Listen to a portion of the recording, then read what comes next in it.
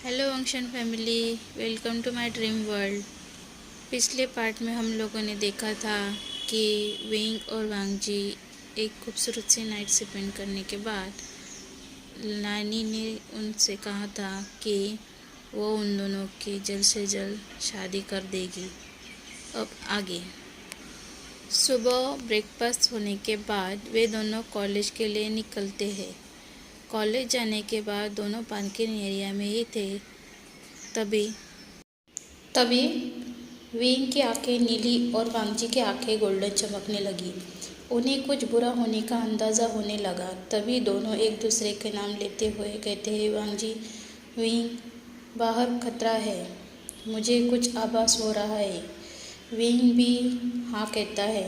वे दोनों कार से बाहर निकलते हुए कॉलेज के अंदर जाते हैं। तभी उनके दोस्त उनकी तरफ दौड़ते हुए आते हैं। न्यू उसे हाँफते हुए कहता है, हमारे कॉलेज में बड़ी बेरहमी से हत्या की गई है और इतना ही नहीं, उस लड़की के टुकड़े टुकड़े करके इधर उधर बिखरे पड़े हैं। वांगजी और वी उस दिशा की तरफ जाते हैं। उनके दोस्त भी उनके पीछे पीछे जाते हैं। जाने के बाद वे दोनों एक दूसरे को देखते हैं।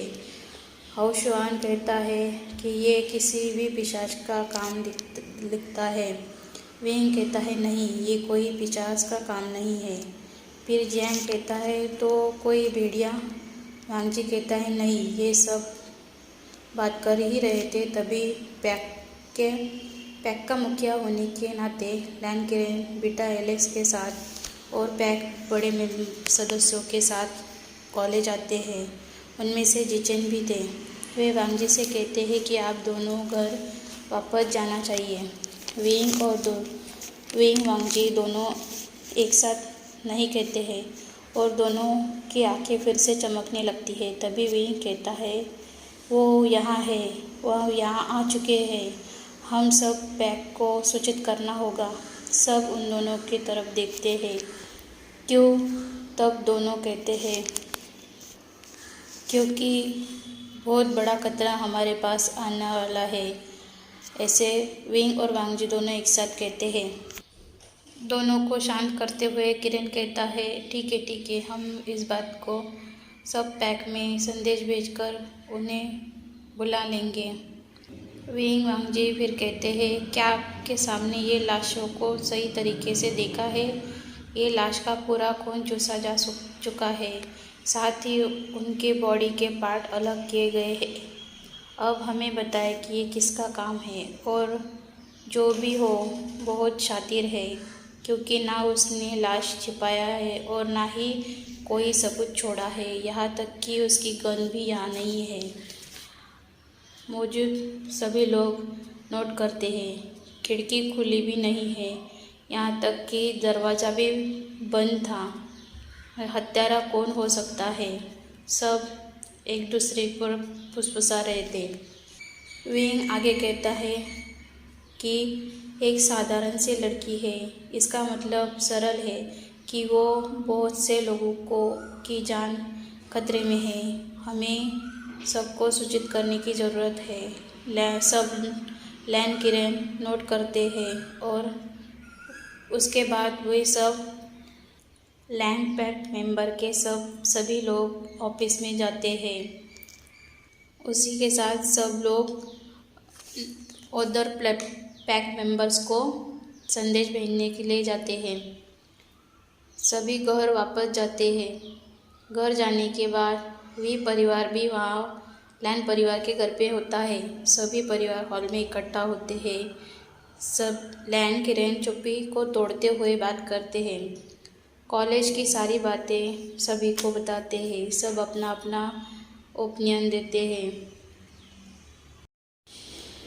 विंग कहता है कि ये जो हत्या हुई है, ये कोई साधारण इंसान तो नहीं है, लेकिन उसी ने लाश क्यों नहीं छुपाई? आखिर वो हमसे इस लाश को रखकर क्या कहना चाहता था? क्या वो कोई ओपन चैलेंज हमें दे रहा है कि आओ और हिम्मत है तो मुझे ढूंढ के दिखाओ?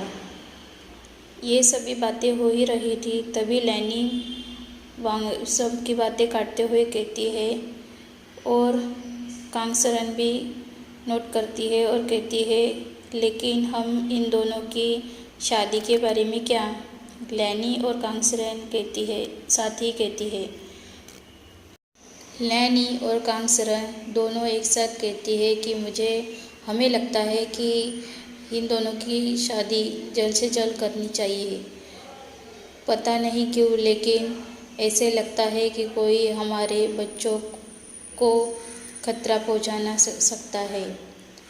इसलिए हम दोनों चाहते हैं कि इन दोनों की शादी 2 दिन में ही हो। लैन किरण ना चाहते हुए भी इन दोनों के जिद के आगे घुटने टेक देते हैं और कहते हैं, ठीक है, हम 2 दिन में ही इन दोनों की शादी करवाते हैं। इन 2 दिनों में कॉलेज सभी को इस घटना के कारण 1 वीक की छुट्टी दी जाती है।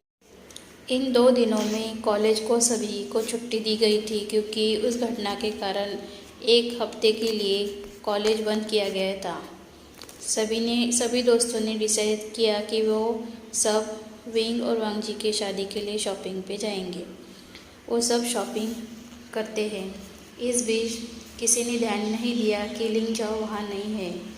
शॉपिंग और मौज मस्ती करते विंग और वांगजी अपने के लिए सुंदर कपल रिंग खरीदते हैं, जिसमें विंग वांगजी के लिए एक सुंदर किंग के आकार की, जिसमें एक दिल था और ब्लू कलर का डायमंड लगा हुआ था, ऐसे बहुत ही खूबसूरत रिंग पसंद करता है।